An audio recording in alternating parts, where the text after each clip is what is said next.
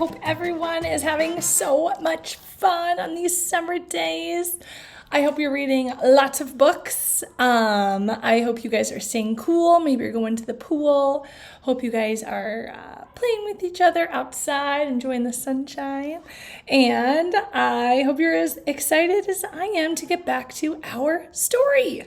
So this section of the story has been really stretched out. That's what good writers, such as Roald Dahl, do, really stretching out the action. So we are still in the castle. The setting is we're in the Queen's castle, and they are just about to start tea. The BF, well, actually, they have been enjoying tea. The BFG does not enjoy coffee, and he is requesting some frobscoddle instead. So let's hear what happens next. "What does he mean?" said the Queen, frowning at Sophie. "What is whiz-popping?" Sophie kept a very straight face, as I'm sure you would all do the same if the Queen was asking you that question. "There is no frobscoddle here, and whiz-popping is strictly forbidden." "What?" cried the BFG. "No frobscoddle? No whiz-popping? No glumptuous music? No boom, boom, boom?" "Absolutely not," Sophie told him firmly. "If he wants to sing, please don't stop him," the Queen said. "He doesn't want to sing," Sophie said. "He said he wants to make music," the Queen went on. "Shall I send for a violin?"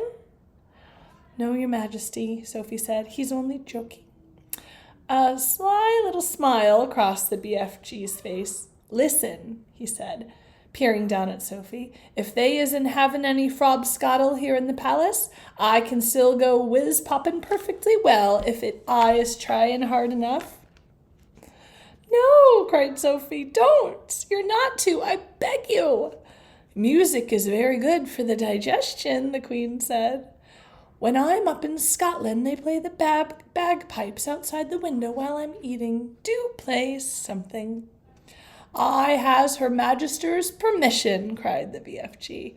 And all at once he let fly with a whiz-popper that sounded as though a bomb had exploded in the room. This is atrocious. The Queen jumped. "Whoopee!" shouted the BFG. "That is better than bagpipes, is it not, Your Magister?" It took the Queen a few seconds to get over the shock. "I prefer the bagpipes," she said. But she couldn't stop herself from smiling. During the next 20 minutes, a whole relay of footmen were kept busy hurrying to and from the kitchen, carrying third helpings and fourth helpings and fifth helpings of fried eggs and sausages for the ravenous and delighted BFG.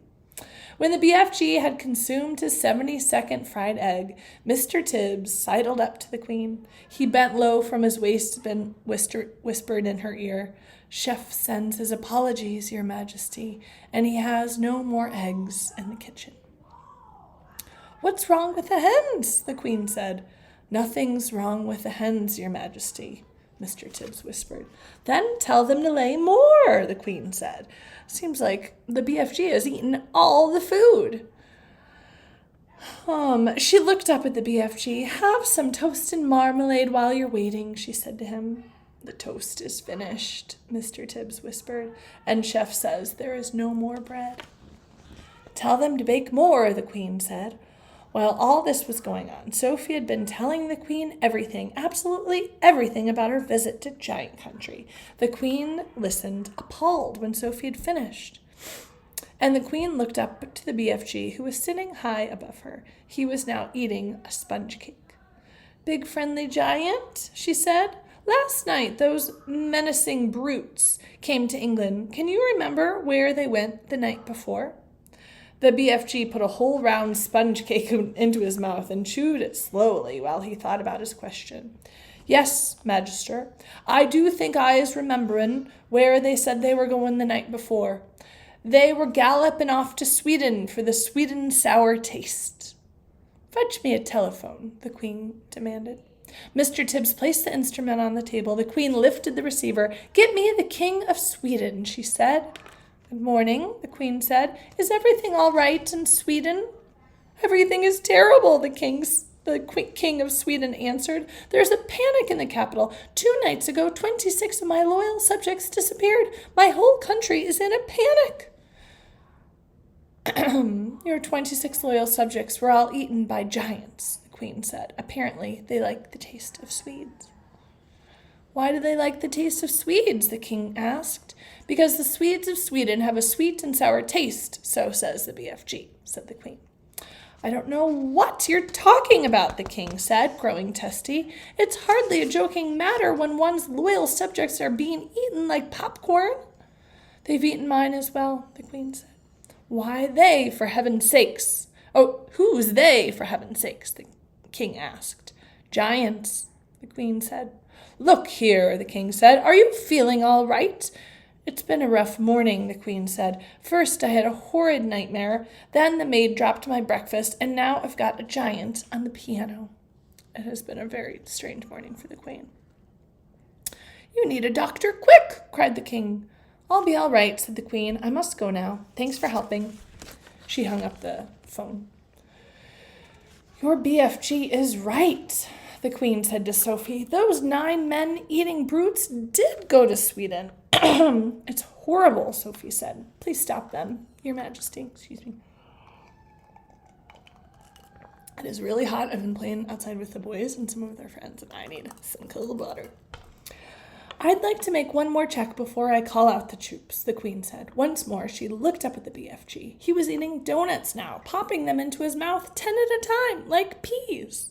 Think hard, BFG. Where did those horrid giants say they were galloping off to 3 nights ago? The BFG thought long and hard. Ho-ho, he cried at last. Yes, I is remembering. Where, said the queen. One was off to Baghdad. As they is galloping past my cave, Flesh Lump-Eater is waving his arms and shouting to me, I is off to Baghdad, I is off to Baghdad. Once more the queen lifted the receiver. Get me the Lord Mayor of Baghdad. If they don't have a Lord Mayor, get me the next best thing. In 5 seconds, a voice was on the line. Here is the Sultan of Baghdad speaking, the voice said. Listen, Sultan, the queen said. Did anything unpleasant happen in your city 3 nights ago? Every night unpleasant things are happening here. I want to know if anyone disappeared recently. Only my uncle, said the Sultan. He disappeared from his bed 3 nights ago, together with his wife and 10 children. There you is, cried the BFG, whose wonderful ears enabled him to hear what the Sultan was saying to the queen on the telephone. Flesh Lump-Eater did that one. He went off to Baghdad and Mom and all the little kiddies. The queen released the receiver. That proves it, she said, looking up at the BFG. Your story is apparently quite true. Summon the head of the army and the head of the Air Force immediately.